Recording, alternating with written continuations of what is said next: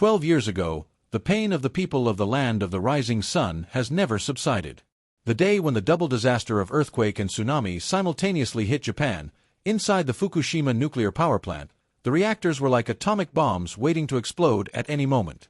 The terrifying memories of Hiroshima and Nagasaki were once again reenacted. In just a moment, the beautiful Fukushima turned into a dead land. The ghost of radiation lingered, about the bravery of heroes in peacetime who were ready to sacrifice themselves in the face of a disaster that could destroy a third of Japan. Welcome back. Today let's learn about the second largest nuclear accident in human history, Fukushima.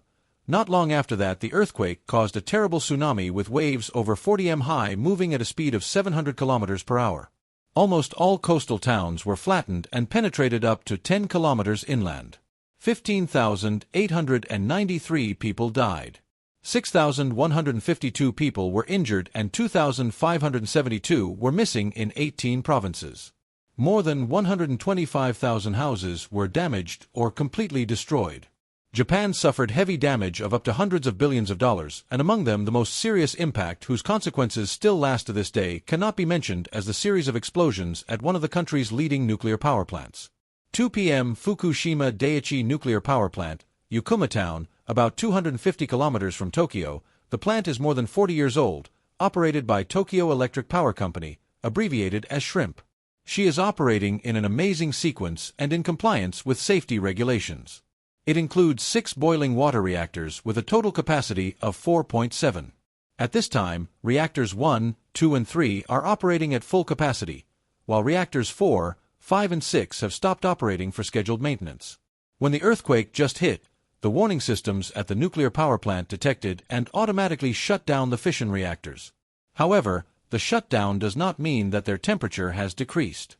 The fuel rods continue to generate heat of decomposition.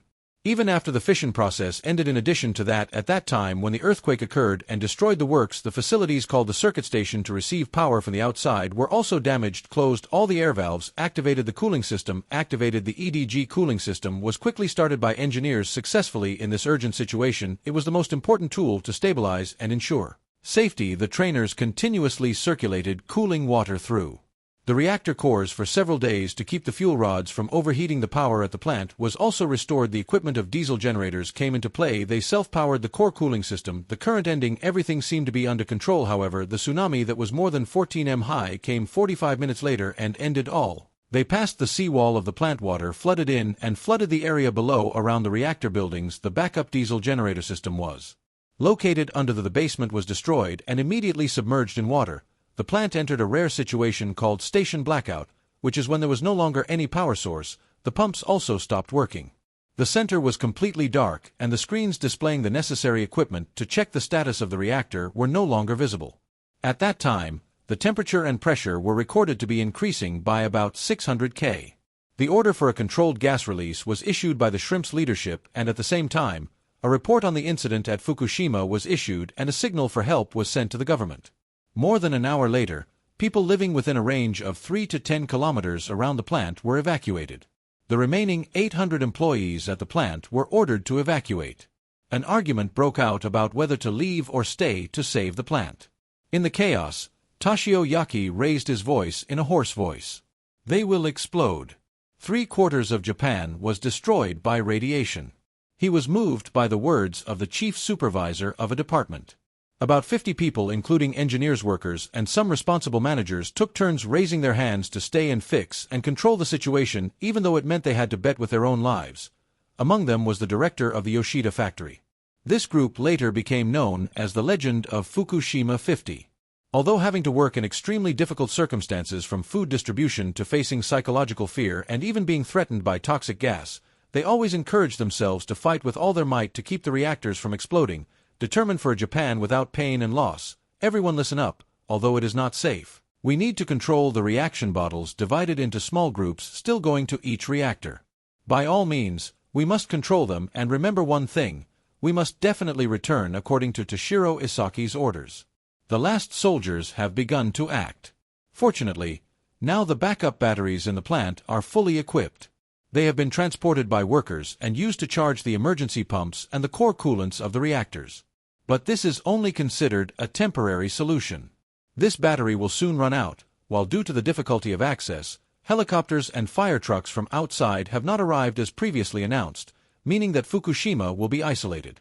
Completely established, the lack of cooling water caused the reactors to heat up. Too much steam was created during the pressurization of the reactor, and when the temperature of the fuels increased to 2,800 degrees, they began to melt. The zircon shells came into contact with the steam, creating a large amount of hydrogen gas, and when the hydrogen gas came into contact with the air, this was the beginning of the second largest nuclear accident in human history at 3:36 p.m. on March 12. The first explosion was reactor number 1. Just 1 day after the accident, a large amount of hydrogen gas produced from the molten nuclear fuel shell accumulated in the ceiling, causing a hydrogen explosion in reactor number 1. It blew off the roof and the top cover of the building, causing 4 power plant workers to be injured. Fortunately, the structure of the guardhouse used a reinforced concrete layer more than 1 meter thick, and the 15 centimeters thick steel reactor protection vessel where the nuclear fuel and control rods were stored were not affected. Yoshida and other executives ordered the staff to continue to drain and pump seawater to replace the depleted fresh water, and the reactor core to continue to cool down the chain reaction and the risk of melting the fuel wall. However, at 7:25 a.m., she suddenly ordered Yoshida to stop the operation because she felt it was beyond control and the government was concerned about the potential danger in the seawater. However, with his experience and professional conscience, Yoshida decided to ignore it and continue to let the factory workers pump seawater in. Don't listen to them outside. They are our family. They are our country. Continue to pump water. Try until the last minute. Don't give up. Yoshida's strong words made everyone believe and follow his orders. This decision helped prevent the crisis from getting worse. It wasn't until 8 p.m. that the Japanese government ordered seawater to be pumped back into reactor number 1, which the workers were already doing. But this is so scary that unlike Unit 1, Unit 3 avoided flooding because the batteries were placed on the mezzanine, so workers could still monitor equipment such as reactor pressure and operate backup cooling devices called RSIC and PSI. However, a day after the accident, the RSIC stopped working by itself, although workers tried to restart it in the main control room, but it was completely useless. The pressure in the reactor kept rising. On the morning of March 13, Tom Ko informed the Japanese Nuclear and Industrial Safety Agency because the radiation level in Fukushima had exceeded the legal limit for safety, and until 11:01 on March 14, 2011, a hydrogen explosion similar to the one in Unit 1 took place in Unit 3. However, this time the intensity was much greater, although the container was not affected, but the top of the building was blown away more seriously than this time. Outside, many workers are installing cables to supply power to restore the power supply. A large amount of debris fell, causing 11 people injured. Dangerous radioactive substances CCN-131 were found in the plant area, while CCR-137 emits gamma-ray light and is capable of penetrating one of the human body, causing damage to internal and peripheral tissue cells. Iodine-131 can also be harmful to health, especially the thyroid and breast, when it accumulates in these organs. But the disaster does not stop here. Even more terrible things lie ahead. In Unit 2, RC of the cooling system has been operating longer than Unit 3.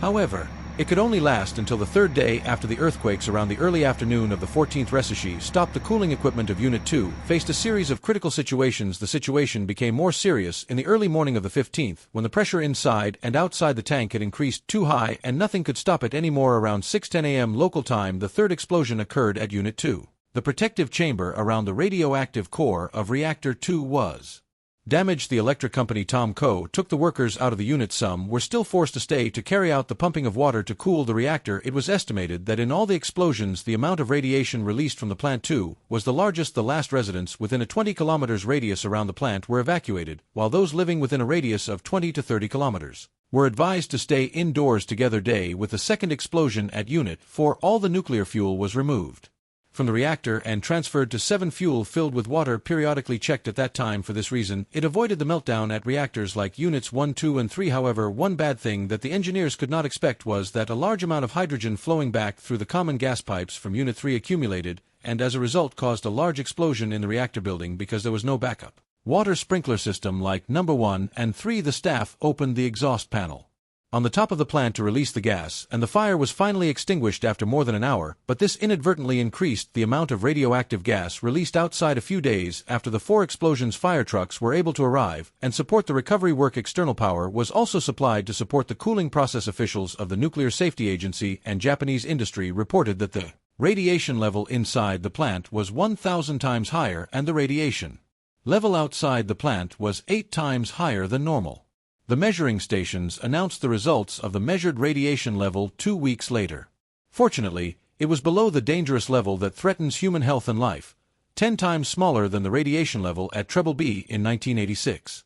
Although this incident did not cause any direct casualties, a total of more than 150,000 people had to evacuate the areas around the plant. They had to live in broken dormitories. Their spirits were broken. Their living conditions were not good. It took a long time for them to return to normal life, but health concerns still lingered, especially after the death of a victim who was announced to have lung cancer due to radiation from Fukushima in 2018. In addition to economic security issues, Japan in particular and the world in general are also faced with a problem of contaminated water sources, although the incident was controlled. All the rain-soaked seawater in the area around the plant was contaminated with radiation and had to be stored at the plant. A frozen earth barrier was built in an effort to prevent contamination from melted nuclear fuel seeping into the groundwater. The wall was fully operational in August 2018. However, it still could not stop this dilemma. According to sources, the amount of radioactive water continued to increase while more than 17 storage tanks were overloaded. As of February 2023, more than 1.32 million tons of contaminated water treated was stored at the Fukushima nuclear power plant, so Japan was forced to plan to discharge the treated water into the Pacific Ocean. This caused great controversy both inside and outside Japan, including Korea and China, because it greatly affected the environmental ecosystem and, more seriously, it changed DNA. However, the shrimp said the amount of wastewater this has been treated to remove the most radioactive components. Therefore, the safe discharge into the sea is both necessary, and the Japanese government has also announced that this will be done soon after all the consequences of the explosion at the Fukushima nuclear power plant are extremely large. The disaster at Fukushima has been classified at level 7 on the International Radiation Quality Scale. It is equivalent to the Chernobyl incident in 1986 in the Soviet Union. This is Ukraine, music. The cause of the disaster, music. Initially, everyone believed that the nuclear power plant accident was natural and could not be prevented, but the truth is not so. That is only a part of it. In 2012, the Independent Commission on the Fukushima nuclear accident revealed that the nuclear disaster was man-made and that the direct cause of the accident was predictable. The Independent Investigation Commission, established by the Parliament, concluded that the company that owns the shrimp, Lisa, and the management agencies, the NSC, and the government agency that promotes the nuclear power industry have both failed to ensure the safety of inherently problematic nuclear reactors. Before the tsunami hit and completely damaged the cooling system, and also according to the Bloomberg News Agency, high radiation levels were recorded within a radius of a certain size around the plant at 3:29 p.m. on March 11, the time before the tsunami hit. In addition to the barrier system at sea being too low, the cooling system not being fully arranged, and unclear instructions for employees in case of an accident, the company that owns it has faced a wave of fierce criticism. In addition, the company's management has concealed the threats that nuclear energy can bring, and they have always claimed that it is absolutely safe. The reason why the Japanese government always wants to blame nature as the main cause of the nuclear crisis is because if it is said that it is due to safety problems at the nuclear power plant, the people of the cherry blossom country will raise questions about the safety of operating nuclear reactors, especially the outdated ones. The haunting name nuclear still hurts in the hearts of millions of Japanese people after what they had to witness and experience in the 28 Hiroshima and Nagasaki attacks. Putting aside the pictures, the disaster in Japan also shows us beautiful images of indomitable heroes who sacrificed themselves for the country. From the warriors in the Fukushima 50 group, the engineering staff was added from all over Japan. Along with that, 600 old people participated in overcoming the consequences of radiation. They all deserved to be called heroes. In them, there was an admirable unity and solidarity that became the pride of the people of the land of the rising sun. Around those heroic memories, a sad story happened. Do you remember Yoshida? The director defied everything to pump seawater to save the reaction bottle. He was diagnosed with esophageal cancer and was taken out of the factory at the end of 2011. Less than 2 years later, he passed away at the age of 58. As a tribute to this hero, freelance journalist Kadota Rusho said that Yoshida risked his life to prevent a disaster that could have contaminated the entire eastern part of the country. Japan never forgot where his mission lay. He worked to prevent a nuclear disaster 10 times worse than the Chernobyl, and to this day 12 years have passed. Many of the displaced residents have rebuilt their lives elsewhere, while some are starting to return to the area around Fukushima where they were born. Tours and sightseeing have also been expanded in Fukushima, making it an exciting sport for adventurous travelers around the world.